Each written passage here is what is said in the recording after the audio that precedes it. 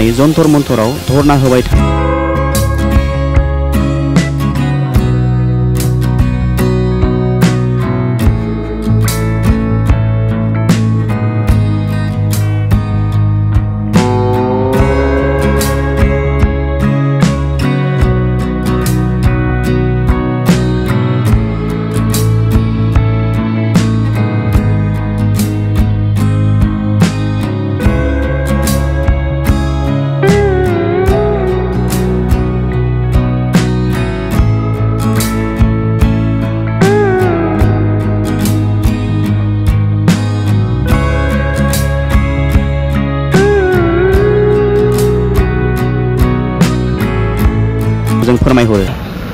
बे समाव सनितपुर जिल्ला दुलाराय बर' फरायसा आफादनि जानानै बड'लेण्ड रादाब, इउनाइटेड निउज, समनि रादाब आरो रियल लाइफ 24 निउज बिथांमोननिसिम आङो साबायखर बावहरबाय। बेजों लोगोसे दिनै सनितपुर जिल्ला दुलाराय बर' फरायसा आफादा नोंथांमोननि सिगाङाव एबा रायजो राजाफोरनि सिगाङाव जि दाख्लैबावै थांनाय 8 आगस्ट 2022 मायथाइनि दिल्लीयाव बनसु मुंनि मोनसे आफादनि जि मोनसे बड'लेण्ड सोमावसारनाय, बे बड'लेण्ड सोमावसारनायाव दुलाराय बर' फरायसा आफादखौ मुं सोनायनि सायाव फंनैसो खेंफोरथिखौ जोङो होनो सानदों। दा गिबियाव सनितपुर जिल्ला दुलाराय बर' फरायसा आफादनिफ्राय बेखौ स्पष्ट फोरमायहरनाय जायो जे थांनाय गोलाव सम दुलाराय बर' फरायसा आफादा जोनोम जाजेननायनिफ्राय लानानै दिनैसिम सान हर जिरायनाय गैयै जोङो हारिनि थामोनथा रैखाथि आरो जौगानायनि थाखाय खामानि मावबोगासिनो दङ। रायजो राजानि खैदां खैफोद अलखद समाव जेब्लायबो गसंथादों आरो इयुनावबो गसंथालांबाय थागोन। दा बेबायदि मोनसे गोथार माहारियारि आफादखौ दिनै दाख्लै बावैसो जोनोम जानाय माने जेबो मोनसे थांखि गैयै आफादा जोनोम जानानै दिनै दुलाराय बर' फरायसा आफाद बायदिखौ सोंखारि फैनाया बिराद दुखुनांथाव। दा जों बयबो खोनादों एबा जोङो नुनो मोनदों ससियेल मिडियानि गेजेरजों जे थांनाय 8 आगस्ट 2022 मायथाइखालि दिल्लीनि जन्तर मन्तराव बनसुनि दैदेननायाव गोबां जोंनि माखासे बारग' एबसुनि दैदेनगिरिफोर सानसुमा खुंगुर बैसोमुतियारि आरो दावराय देख्रेब बिथांमोना लिड लानायनि गेजेरजों दिल्लीनि जन्तर मन्तराव 6 घन्टानि थाखाय सोमावसारनाय हाबाफारि लादोंमोन। दा बे 6 घन्टानि सोमावसारनाय हाबाफारियाव माखासे पारमिशन फुल फ्लेजेड पारमिशन मोनदोंना मोनाखै एबा प्रपार बिथांमोननि टार्म्स एन्ड कन्डिशना पारमिशना दङना गैयामोन बेखौ जोङो मिन्थिया एबा बिथांमोना दं होननानै बुंदों।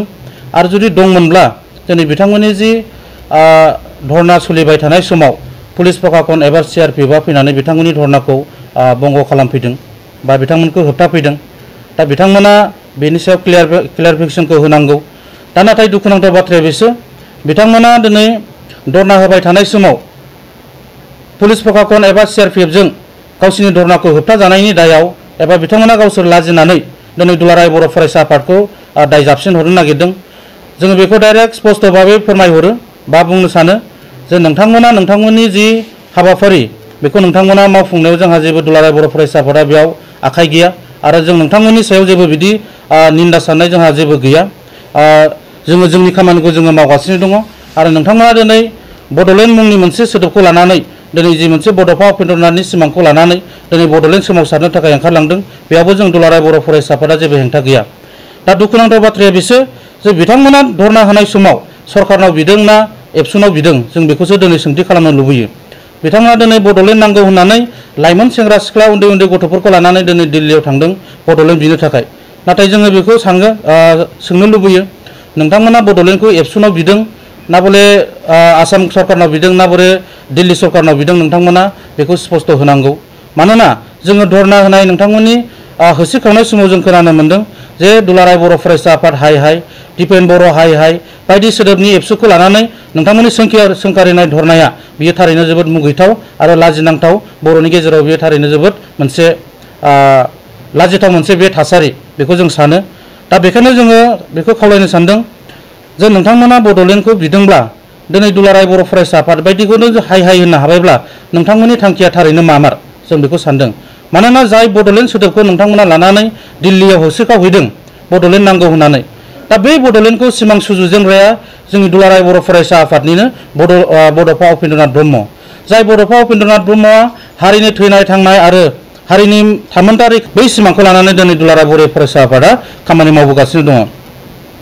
दा दिनै नोंथांमोना एबसु बायदिखौ सोंखारिनो हानाय माने बड'फा उपेन्द्रनाथ ब्रह्मखौ सोंखारिनाय, एबसु हाय हाय होननाय माने बड'फा उपेन्द्रनाथ ब्रह्मखौ हाय हाय होननाय। दा जों बेयावनो जोङो सोंथि खालामनो लुबैबाय जे नोंथांमोना थारैनो बड'लेण्डखौ बिमादोंना नोंथांमोना राजनितिक सरासनस्रा मुलाम्फानि थाखाय हाबाफारि लादों? बे थारैनो जोबोद गिदिर सोंलु। दा बेखौ रायजो राजाया फिननाय होगोन। दा बेखौनो आं सानो जे नोंथांमोना थारैनो बड'लेण्ड बिदोंबा बड'फा उपेन्द्रनाथ ब्रह्मनि जि आसार खान्थि, जे बड'फा उपेन्द्रनाथनो होलांनाय सिमां, जे बड'फा उपेन्द्रनाथ ब्रह्मनि थांखिखौ नोंथांमोना लाखिनो रोंनांगोन, मान होनो रोंनांगोन, सन्मान होनो रोंनांगोन। अब्लासो नोंथांमोननि बड'लेण्ड जि दाबि बेयो हयथ' मोगथां महर मोनगोन। लाबनि थाखाय खामानि मावग्रा नोंथांमोनजों दान्थे बिदान्थे जानो जों दुलाराय बर' फरायसा आफादा सम गैया। दा जों बेखौ खावलायगोन दुलाराय बर' फरायसा आफादखौ जाहाथे गेजेराव सोनानै नोंथांमोना मालाबाबो ब्लेम खालामनो मोना आरो नोंथांमोननि जि मिडिया होनायनिफ्राय लानानै नोंथांमोननि धरना प्रग्रामफोर, बे प्रग्रामाव जिबायदि नोंथांमोना एबसुखौ सोंखारनाय बाथ्रा बिनिफ्राय गोजानाव थानांगौ। बेखौ जों सनितपुर जिल्ला दुलाराय बर' फरायसा आफादनिफ्राय स्पष्ट बुंहरबाय। दा दिनै जोङो बिटिआर एकर्डनि जिफोर 3.1नि गेजेरजों सनितपुर बिसनानि सिमा बारायनायनि बाथ्रा, 6.3नि गेजेरजों स्कुल प्रभिन्सियेलाइजनि बाथ्रा, 5.3नि गेजेरजों जोङो दिनै हा हुनि जेंनानि बाथ्रा जोङो दिनै बेफोरनि सायावसो दिनै सनितपुर हिसाबै बा जोङो दुलाराय बर' फरायसाफोरा बिनि थाखाय खामानि मावगासिनो दङ आरो जों खोब फोथायो बे साननैसोनि गेजेराव बेफोर दफाफोरा मावफुंजालांगोन आरो बेफोर मावफुंजालांनायनि उनाव माखासे जायफोर दफाफोर थागोन बैफोर दफाफोरा मावफुंजायाब्ला फैगौ समाव जोङो जोंनि मोननांगौनि थाखाय बड'लेण्डनि थाखायानो जा, सोलोंथाइनि थाखायानो जा, जोंनि हा हुनि थाखायानो जा, जिखुनु जोंनि मोनथायनि थाखाय जोङो सोमावसारनो थाखाय जोङो 24 घन्टा जोङो दिनै दुलाराय बर' फरायसा आफादा रेडि जानानै दङ आरो बिनि थाखाय जों रायजो राजा बयबो बर' हारिखौ जोङो खावलायहरदों जे जोङो समखौ नेनांगोन। मानोना दिनै एकर्ड जानाय लोगो लोगो जोङो दिनै गासैबो दफाफोरा इमप्लिमेन्ट जागोन बेबो नङा। मानोना बेखौ मोजाङै मिथिखायो सानसुमा खुंगुर बैसोमुतियारि आरो दिनै दावराय देख्रेब बिथांमोना मोजाङै मिथिखायो जे एकर्ड जानाय लोगो लोगो गासैबो दफाफोरा हथारै मावफुंजानो हाया, मानोना एसे सम लायो। दा नाथाय बिथांमोना पलिटिकेल गावसिनि स्वार्थनि थाखाय दिनै रायजो राजाखौ उबुल थुबुल खालामनानै बनसु मुंनि मोनसे आफाद दाफ्लानानै दिनै रायजोफोरनि गेजेराव मोनसे गोनो गोथो सृष्टि खालामनो थाखाय बिथांमोना दिनै लिड लाबोदों। बेयो खोब मोनसे दुखुनांथाव बाथ्रा। दा बेखायनो जोङो नेनांगोन। बिएसि एकर्ड जानायावबो जोङो नेदों, बिटिसि एकर्ड जानायावबो जोङो नेदों। दा दिनै बिटिसि एकर्ड जाखांनायनि उनावबो जों गोबां बोसोर नेनायनि उनाव जोङो आन्दालनखौ स्टार्ट खालामफिनदों। दा बेखायनो दिनै बिटिआर एकर्डखौबो जोङो सम होनांगोन। दिनै मावा नङा मावगासिनो दङ बिटिआर एकर्डआबो। दा बे एकर्डनि गेजेरजों जायफोर दफाफोरा जोंनि थाखाय एकदम कम्पालसरि मावफुंजाथारनांगौ दफाफोर, बेफोर दफा आरो रायजो राजाफोर गासैखौबो खावलायदों जे दिनै दुलाराय बर' फरायसा आफादनि जि मावनाय 52 बोसोरनि बैसोनि दुलाराय बर' फरायसा आफादखौ मैया दाख्लै जोनोम जानाय आफादा दिनै सोंखारिनो जेबो मोन्थाय गैया। बेनि थाखाय जोङो स्ट्रं दिनै नोंथांमोनखौ खावलायहरदों जाहाथे बेबायदि गोरोन्थि नोंथांमोना इयुनाव खालामा आरो बेबायदि उन्दै उन्दै गथ'फोरखौ इउटुबनि गेजेरजों ससियेल मिडियानि गेजेरजों थुलुंगाखां होनानै गाज्रि सोदोब बाहायनाय आरो माहारियारि आफादफोरखौ रायनायनिफ्राय नोंथांमोना गोजानाव थानांगौ आरो बिनि थाखाय जोङो आयेननि राहाफारि लागोन। बेखौ जोङो स्पष्ट भाबै बुंहरखानाय जाबाय। दा जोबथारनायाव जोङो दिनै बुंहरनो सानदों सनितपुर जिल्ला दुलाराय बर' फरायसा आफादनि जानानै जे जोंनि सिमा बारायनायनि खामानि बे सोलिगासिनो। दा बिनि गेजेराव दिनै नोंथांमोननि जि मोनसे दावराव दावसि सरकारखौ लानानै बा दिनै हारिखौ लानानै नोंथांमोना दिनै गावजों गाव एना एनि खालामनो नागिरदों, बे जोंनि थाखाय बा जोंनि एकर्डनि माखासे दफा मावफुंनायाव बेयो थारैनो जेंना लाबोगोन। बेनिखायनो आं नोंथांमोनखौ सनितपुर जिल्लानि जानानै खावलायहरबाय जे नोंथांमोना बेबायदि एना एनि बर'फोरनि गेजेराव गावस्रा गावस्रि जानाय बायदि सोदोबखौ बुंनायनिफ्राय गोजानाव थानांगौ आरो बेबायदि गुबुन आफादखौ रायखुमानायनिफ्राय गोजानाव थानांगौ आरो बेबायदि बिस गोनां बाथ्राखौ जाहाथे दावराय देख्रेबमोन नोंथांमोन बायदिया बुंनानै रायजोफोरनि गेजेराव जाहाथे मोनसे गाज्रि थासारि जाहाथे सोमजिहोआ, बेखौ आङो दिनै सनितपुर जिल्ला दुलाराय बर' फरायसा आफादनि जानानै खावलायबाय। नोंथांमोना दिनै दिल्लीयाव होखारजादों, पारमिसन दं गैया बे नोंथांमोननि खोथा, नाथाय जोङो दिनैसिम नोंथांमोना पारमिसन दं होननाय सोदोबखौ जों खोनादों, नाथाय दिनै प्रेक्टिकेलि नोंथांमोना ससियेल मिडियानि गेजेरजों दिनैसिम नोंथांमोननि पारमिसनखौ नोंथांमोना देखायनो हायाखै। दा जों खावलायो नोंथांमोना जुदि प्रपार पारमिसन दङमोनब्ला, जुदि नोंथांमोननि पारमिसना टार्म्स एन्ड कन्डिसना जुदि 6 घन्टानि मारमोनब्ला नोंथांमोना ससियेल मिडियायाव बेखौ बा रायजो राजाफोरनो फोरमायना होनांगौ। बेखौ लानानैबो दान्थे बिदान्थे जानो गोनां गैया। नोंथांमोननि बुंनाय बायदि नंगौना नङा नोंथांमोना बेखौ स्पष्ट खालामनानै होनांगौ। बेखौ जोङो दाबि खालामहरबाय, जाथाय हरबाय। आरो मालाबाबो नोंथांमोना राजखान्थि खैसाराव थानानै जाहाथे एबसुखौ बेबायदि सोंखारिया बा बर'नि माहारियारि आफादखौ बेबायदि सोंखारिया नोंथांमोना पलिटिकेल लाबनि थाखाय मा खामानि मावनो नागिरदों मावनो हागोन नाथाय बर' हारिनि गेजेराव बेबायदि गावस्रानाय माबाखौ जाहाथे लाबोआ दा बेखौ जोङो स्पष्ट बुंहरबाय नोंथांमोना जिखि बेकग्राउन्डनिफ्राय फैया मानो सोरबा बिपिएमनिफ्राय फैदों सोरबा बिएसएफनिफ्राय फैदों दिनै बनसुनि साफ्रोमबो दैदेनगिरिखौ साफा साफा सिनायथि होगासिनो दं रायजो राजायानो जे सोर बिपिएफनि सोर मा बिबानाव दङ सोर सासे बिएसएफनि मा बिबानाव दङ दिनै नोंथांमोनखौ रायजो राजाया सिनायथि होगासिनो दङ बेनिखायनो नोंथांमोना सैथोखौ दोनखोमानो हाया दा बेखायनो आं खावलायदों नोंथांमोना टटेलि पलिटिकेल बेकग्राउन्डनिफ्राय फैनाय मोनसे आफाद पलिटिकेल बेकग्राउन्डनिफ्राय जोनोम जानाय आफाद बेखायनो नोंथांमोना पलिटिकेल खामानि मावबाय था बेयाव माहारि आफादखौ गेजेराव लाबोनानै जाहाथे बेबायदि हारिनि मोनसे गेजेराव दावराव दावसि सृष्टि खालामा आं बेखौ सनितपुर जिल्ला दुलाराय बर' फरायसा आफादनि जानानै खावलायहरबाय बेनि गेजेराव सोरबा आफादा जुदि बड'लेण्ड दाबिनो थांदों जोंहा जेबो बुंनो गोनां गैया होबथानाय गैया बड'लेण्डखौ बयनोबो नांगौ नाथाय मोनसे प्रपार मोनसे आइडिय'लजि आरो मोनसे प्रपार जोङो नलेजनि गेजेरजोंसो जोङो बड'लेण्डखौ बिनांगोन आरो जोङो जेब्ला बड'लेण्ड बिगोन जों खौसे जानानै जोङो बड'लेण्डखौ बिनांगोन बेबायदि जोङो सानै साथाम राजनीतिक मुलाम्फानि थाखाय जों बड'लेण्ड बियोबा बे मालाबाबो मोगथां महर मोननाय नङा आं बेखौ बुंबाय दा जोबनायाव दुलाराय बर' फरायसा आफादा जेब्लाबो गोजोन आरो खौसेथिखौ लुबैयो आरो बेखौ लुबैलांगोन हारिनि गेजेराव जेबो मोनसे गाज्रि थासारिखौ जों मालाबाबो लुबैया माबाफोर जुदि हारिनि गेजेराव खैफोद आफोद फैयोबा बेखौ सनितपुर दुलाराय बर' फरायसा आफादा जेब्लाबो गसंथागोन आरो हारिनि जेखि जेंना बेखौ बोस्रांनो थाखाय दुलाराय बर' फरायसा आफादा जेब्लाबो जोङो साखाफारा जानानै थागोन दा जोबनायाव खावलायबाय जे एबसुखौ हाय हाय होननाय आरो दिपेन बर' बिथांखौ जिबायदि गाज्रि गाज्रि रावजों मुर्दाबाद बुंनाय बेनिफ्राय गोजानाव थानांगौ आरो नोंथांमोननि जि मोनसे बर' हारिनि गेजेराव गावस्रा लाबोनो थाखाय जे बाथ्रा बुंनाय बेफोरो गोजानाव जानगारनांगौ आरो बेखौ नोंथांमोना सोदांनानै लानांगौ बेनि थाखाय आङो नोंथांमोनखौ गोख्रों रावजों फोरमायहरबाय गोजोन्थों माहारि आफाद दुलाराय बर' फरायसा आफादखौ सोंखारिनाय बे सोंखारिनायनि सायाव माखासे फिनजाथाय होनो नागिरदों दिनै बिथांमोननि बनसुनि जानाखि बड'लेण्ड सोमावसारनाय बे बड'लेण्ड सोमावसारनायाव दुलाराय बर' फरायसा आफादा होबथानायनि एबा बादा होनायनि जेबो बाथ्रा गैया बिथांमोननि बड'लेण्ड दाबिनायखौ दुलाराय बर' फरायसा आफादा मालाबाबो हेंथा होआखै बिथांमोननि दाबिनाया दाबिनाय बेखौ जोङो माब्लाबा होबथाहोआखै दा माखासे निउस मिडिया एबा ससियेल मिडियानि गेजेरजों जानाखि बै धरनायाव माखासे बाथ्रा बुंनाय बै बाथ्रा बुंनायनि सायाव जोङो माखासे फिनजाथाय एबा बाथ्रा बुंफिननो नागिरदों दा दिनै बिथांमोनहा माखासे फिसा फिसा बाथ्रा जायफोर बाथ्राफोरखौ बुंदों बे बाथ्रानि सायाव आं बुंनो नागिरदों दिनै भारतनि जारिमिनखौ नायोबा दिनै माखासे फिसा फिसा बाथ्रानि थाखायनो दिनै महाभारतनि जा मोनसे गिदिर दावहा बे गिदिर दावहाया जादों होननानै आं बुंनो नागिरदों दिनै दुलाराय बर' फरायसा आफादखौ बिथांमोना हाय हाय बा माखासे दिपेन बर'नि सायाव जाखिनि बाथ्रा बुंनाय बे बाथ्रा बुंनायनि सायाव बिथांमोना बेखौ जुदि फिसा सानदोंब्ला बिथांमोना गोरोन्थि बुजिदों मानो होननानै बुङोबा दिनै दुलाराय बर' फरायसा आफादनि दैदेनगिरि बे दैदेनगिरि बिथां दिपेन बर' आरो बे दिपेन बर' जाखिनि दैदेनबाय थानाय बे दुलाराय बर' फरायसा आफाद बे दुलाराय बर' फरायसा आफादा बर' हारिनि मोनसे माहारियारि आफाद आरो बे माहारि आफादखौ बिथांमोननो सोंखारिनो थाखाय सोर मोन्थाय होदों बिनि सायाव जोङो दिनै कुइसन खालामदों बिथांमोना मानो बेबायदि बुंनो मोन्दों आरो बिनि बुंनायनि गुबै जाहोना सोर बेखौ दुलाराय बर' फरायसा आफादा तदन्त खालामगासिनो आरो बिथांमोनहा जा बाथ्रा बुंदों बे बाथ्रानि सायाव निमाहा बियाबा बिनि सायाव गोख्रों दुलाराय बर' फरायसा आफादा राहा लानाय जागोन दा आं दिनै मोनसे बाथ्राखौ कुइसन खालामनो नागिरदों दिनै बनसुनि जाखिनि बर' हारिनि जेंना गोलाव समनि जेंना बड'लेण्ड बे बड'लेण्डनि जेंनाखौ बिथांमोनहा बर' हारिनि जेंनाखौ बिथांमोनहा जुदि हारिनि माखासे जेंना जेंगोनानि सायाव बाथ्रा बुंदों बिथांमोना दा बैफोर बाथ्राफ्रा बेसे गोबावसिम थांगोन आरो माबायदि लाना थांगोन बेखौ बिथांमोना गावसोरनो सावरायाखै जानांगौ नङाबा माने बिथांमोननि जायफोरनाखि साउटिं होनाय स्ल'गान होनाय बै स्ल'गानाव माने गावजों गावनि गेजेराव गोरोबनाय गैया दा जों बेखौ कुइसन खालामनो नागिरदों बिथांमोना ब्रायनो सोरनिबा थुनजुलनायाव थांदों ना बले गावसोरनो गोसो जानानै थांदों आरो गोसो जानानै थांदोंबा बिथांमोना बैफोर लाइमोनफोरखौ सामोल खालामनानै मोजां राहायै दैदेनलांनो थाखाय जोङो आङो दुलाराय बर' फरायसा आफादनि जानानै खावलायदों। दा दिनै जायखिजाया हारिनि गेजेराव गावस्रा गावस्रि लाबोनो नागिरनाय, गावजों गावनि गेजेराव दाङाबाजि लाबोनो नागिरनाय आरो बे दाङाबाजिया जुदि बर' हारिनि गेजेराव जुदि बायनो जामारोबा बिनि दायनिगिरिया जागोन बनसु आरो बिनि दायनिगिरिया जागोन सानसुमा खुंगुर बैसोमुतियारि आरो बिनि दायनिगिरिया जागोन दावराय देख्रेब। आरो बे जुदि जानो थांदोंबा बेखौ बिनि दायनिगिरिखौ जोङो बिथांमोनखौ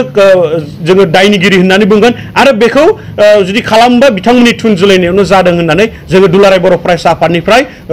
बुंनो नागिरदों, गोख्रों रावजों बुंनो नागिरदों। दिनै मोनसे बाथ्राखौ बुंनो नागिरदों जों बनसुनि आफादगिरि बिथाङा जुदि गावनि कलिग्सफोरखौ जुदि मोजां राहायै दैदेनलांनो हायाबा दिनै बिबानगिरि जानायनि बेहा मोन्थाय गैया। मानो होननानै बुङोबा मोनसे साउटिं एबा मोनसे स्ल'गानफ्रा गासैबो दैदेनगिरिफोरनि गेजेराव सावरायलायनायनि गेजेराव जायो ना। जोङो मोनसे कुइसन जादों गोसोआव, बनसुनि आफादगिरि बिथाङानो बे साउटिंखौ होनो थाखाय गावनि कलिग्सफोरखौ बुंदों नामा? बिथाङा गावनो बुंखादों नामा जे जोङो बेबायदि बुंगोन आरो बे समाव नोंथाङा बेबायदि साउटिं हो, बेबायदि बाथ्राखौ बनसुनि आफादगिरिया बुंदों नामा? जों बिनि थाखाय बिथांनाव कुइसन खालामदों आरो बिनि बाथ्राखौ बिथाङा जोंनो बर' हारिनि गेजेराव क्लियार खालामना होनांगौ। आरो जुदि बिथांमोना अर्डारखौ मोनमारदोंबा बै अर्डार कपिखौ दिनै ससियेल मिडियानि गेजेरजों फोरमायना होनांगौ। आरो दिनै जोङो दुलाराय बर' फरायसा आफाद हिसाबै जों बेखौ मोनसे क्लियारिफिकेसन लानो नागिरदों। जुदि बिथांमोना कलिग्सनि गेजेराव गावजों गाव जुदि सावरायलायनानै माखासे जोंनि माहारि आफादखौ रायलायनायनि जुदि रायनायनि बा माहारि आफादखौ जुदि बिथांमोना सोंखारिनायनि मोनसे जुदि षड़यन्त्र खालामखादोंबा बियो बर' हारिनि जा सोरजिनो नागिरदों बे सोरजिनो नागिरनायखौ बिथांमोना गोजानाव थानांगौ। आरो बर'फोरनि गेजेराव जा बर' माहारि आफाद एबसुखौ जा सोंखारिदों बे सोंखारिनो थाखाय दावराय देख्रेब आरो सानसुमा खुंगुर बैसोमुतियारि आरो बनसुनि आफादगिरि बनजित मन्जिल बिथाङा बेयाव बर' हारिनि गेजेराव मिडियानि सिगाङाव फैनानै निमाहा बिनांगौ। आरो जुदि निमाहा बियाबा बिनि थाखाय दुलाराय बर' फरायसा आफादा फिनजाथाय होनो थाखाय थियारि। आं बेखौ दों ना बले बर' हारियाव बिथांमोना बांसिनसो जेंना लाबोनो नागिरदों, बेयाव जों दुलाराय बर' फरायसा आफाद हिसाबै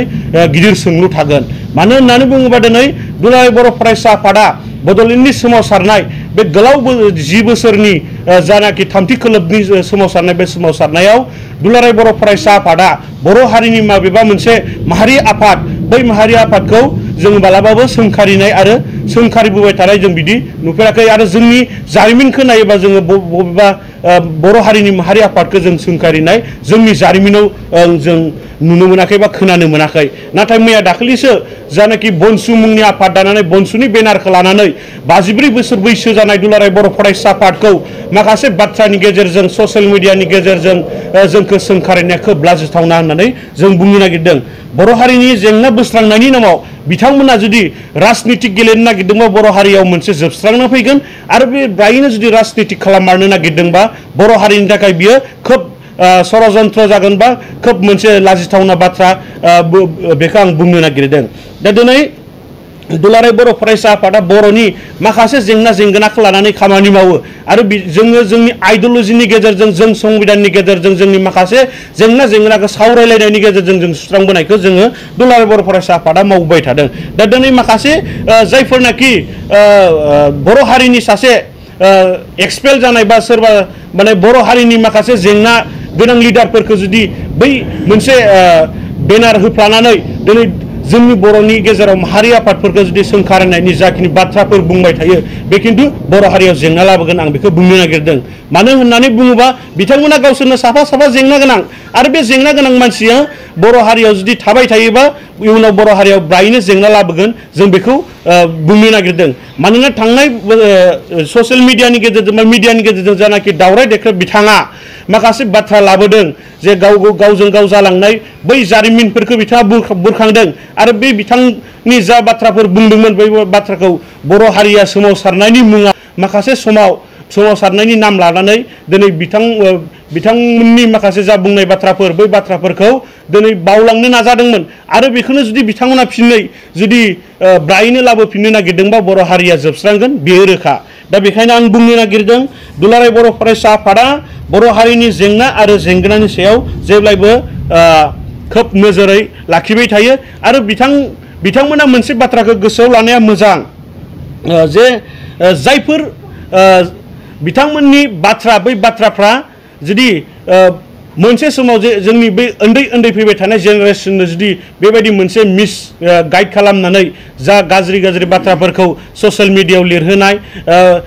डिफेन्ड बर'खौसो रायदों एबसुखौ रायाखै बेयाव माने एबसुआ दाय जानो गोनां दङ दा बेफोरबायदि बाथ्रा बुंनायनि सायाव आं मोननैसो बाथ्रा बुंबावनो नागिरदों दिनै डिफेन्ड बर'खौ रायनाय समाव मा डिफेन्ड बर'आ एबसुनि जाखिनि मावसम बेखौ 5 मिनिटनि थाखाय दोनथ'दोंमोन नामा डिफेन्ड बर'आ दिनै एबसुनि माखासे खामानि मावबाय थानाय समाव जुदि बियो गावनि एबसुनि प्रेसिडेन्टनि बिबानखौ दोनथ'दोंमोन नामा थ' बिनिखायनो जोङो बुंनो नागिरदों दिनै डिफेन्ड बर'आ दुलाराय बर' फरायसा आफादनि आफादगिरि बियो जाखिनि खामानि मावगोन जुदि डिफेन्ड बर'आ जुदि गोरोन्थि मावदों दुलाराय बर' फरायसा आफादनि मोनसे बियो गोरोन्थि जागोन नाथाय दिनै जों बुंनो नागिरदों डिफेन्ड बर'आ दिनै हारिनि थाखाय जाखिनि खामानि मावदों बे दिनै दुलाराय बर' फरायसा आफादनि आरो दुलाराय बर' हारिनि थाखाय बे मोनसे खोब मोजां मोनसे सानस्रि आरो दुलाराय बर' फरायसा आफादखौ जायफोर बिथांमोना दैदेनगिरि बिथांमोना फोजोबनो षड़यन्त्र खालामदों बे किन्तु माब्लाबाबो जाफुंनाय नङा दिनै दुलाराय बर' फरायसा आफादा 50 बोसोरनिख्रुइबो बारा जाबाय दिनै थांनानै दङ बिनि बैसोआ जाबाय सासे मानसि गिदिर बा बैसोगोरानि दिनै बनसु बायदिया मैया दाख्लैसो जन्म जानानै दिनै सासे बैसोगोरा मानसिखौ रायनायनि अधिकार गैया दा दिनै बनसु आफादा माखासे बाथ्राफोरनि सायाव निमाहा बिनांगौ बिथांमोना जुदि जोंखौ ओरैनो सानदोंबा बिनि फिनजाथायखौ जों बिनिख्रुइ बांसिन आरो होबावगोन दा दिनै जोङो एबसुआ मोनसे बर' हारिनि सानस्रि बे सानस्रिजों फैनाय मोनसे आफाद बेयो सोरबा डिफेन्ड बर' बा बर' फरायसा आफादा 50 बोसोरनिख्रुइबो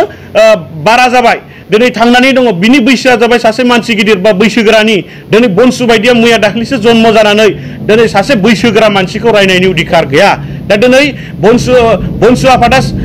माखासे बाथ्राफोरनि सायाव निमाहा बिनांगौ बिथांमोना जुदि जोंखौ ओरैनो सानदोंबा बिनि फिनजाथायखौ जों बिनिख्रुइ बांसिन आरो होबावगोन दा दिनै जोङो एबसुआ मोनसे